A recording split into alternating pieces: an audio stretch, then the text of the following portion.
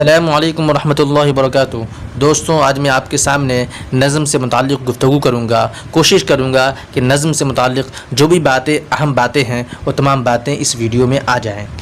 دوستوں، نظم کے لغوی معنی، نظم عربی زبان کا لفظ ہے جس کے معنی لڑی، سلک، پرونا، موتیوں کو دھاگے میں پرونا ہے۔ اصطلاحی معنی کسی خاص موضوع پر تسلسل کے ساتھ اشعار کی صورت میں اظہار خیال کرنے کو نظم کہتے ہیں۔ نظم میں تسلسل خیال کا ہونا بہت ہی زیادہ ضروری ہے۔ اسے یاد رکھنا چاہیے کہ نظم میں تسلسل خیال کا ہونا بہت ہی زیادہ ضروری ہے۔ یہ نظم کا ایک خاص وصف ہے۔ نظم کی قسمیں بناوٹ اور حیت کے اعتبار سے: پابند نظم، آزاد نظم، نظم معرہ اور نثری نظم۔ پابند نظم اس نظم کو کہتے ہیں جس میں ردیف، قافیہ اور بحر کے مقررہ اوزان کی پابندی کی جاتی ہے۔ آزاد نظم اس نظم کو کہتے ہیں جس میں ردیف و قافیہ کی پابندی نہیں کی جاتی ہے لیکن بحر اور اوزان کی پابندی کی جاتی ہے، لیکن ارکان بحر کی تعداد کی پابندی نہیں کی جاتی ہے، جس کی وجہ سے اس کے مصرے آپس میں چھوٹے بڑے ہوتے ہیں۔ انگریزی میں اس کو فری ورس کہتے ہیں۔ نظم معرہ اس نظم کو کہتے ہیں جس میں قافیہ کی پابندی تو نہیں کی جاتی ہے لیکن ارکان بحر کی تعداد کی پابندی کی جاتی ہے، اور اسی طرح بحر اور اوزان کی پابندی بھی کی جاتی ہے۔ اسے بلا قافیہ نظم بھی کہتے ہیں۔ اور نثری نثر میں کوئی ایک خیال اس انداز میں پیش کرنا کہ اس میں نغمگی پیدا ہو جائے، اسے نثری نظم کہتے ہیں۔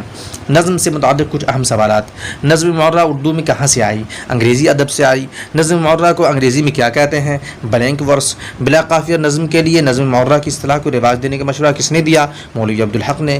نظم معرہ کو ایک روایت کا درجہ کس نے دیا؟ یہ نظم معرہ کو کس نے رواج دیا؟ تو عبدالحلیم شرر نے اپنی رسالہ دل گداز کے ذریعے نظم معرہ کو ایک روایت کا درجہ دیا۔ اردو کی سب سے پہلے نظم کو شاعر کون ہے؟ خواجہ بندہ نواز گیسو دراز۔ اردو کی سب سے پہلی نظم کون سی ہے اور کس کی ہے؟ خواجہ بندہ نواز گیسو دراز کی چکی نامہ ہے۔ سب سے پہلے صاحب دیوان نظم گو شاعر کون ہے؟ قلی قطب شاہ۔ شمال میں سب سے بڑے نظم گو شاعر کون ہے؟ نذیر اکبر آبادی۔ نظم جدید کے بانی کون ہیں؟ محمد حسین آزاد اور الطاف حسین حالی۔ یہ دونوں نظم جدید کے بانی ہیں۔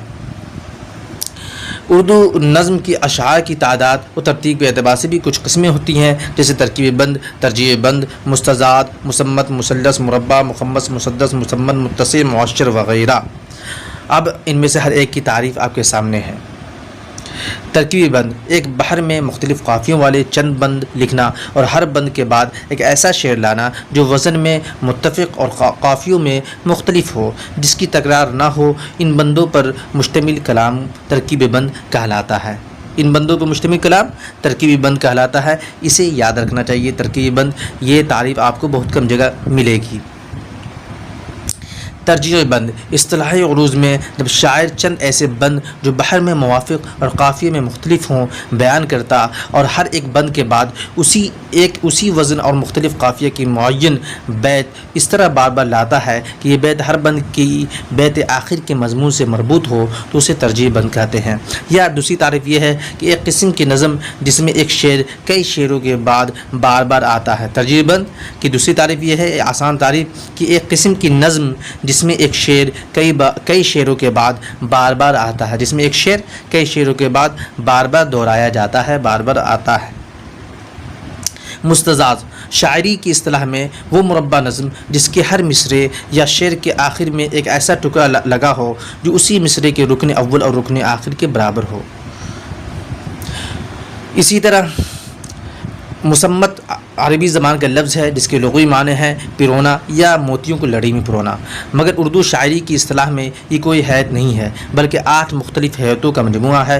وہ 8 حیتیں یہ ہیں: مثلث، مربع، مخمس، مسدس، مصبع، مسمن، متسع، معشر وغیرہ۔ اگر نظم 3 بندوں پر مشتمل ہو تو اسے مثلث کہتے ہیں۔ 4 مصروں والی نظم کو مربع، 5 مصروں کے بندوں پر مشتمل نظم کو مخمس اور 6 مصروں والی نظم کو مسدس کہتے ہیں۔ 7 والی کو مصبع کہیں گے، 8 والی کو مسمن کہیں گے، 9 والی کو متسع اور 10 والی کو معشر۔ لیکن 7 8 9 اور 10 مصروں کے بندوں پر مشتمل نظمیں بہت کم اردو میں ملتی ہیں۔ اس کی مثال بہت کم ملتی ہے۔ دوستوں، اگر یہ ویڈیو آپ کو پسند آیا ہو تو میرے چینل کو سبسکرائب کریں، لائک کریں۔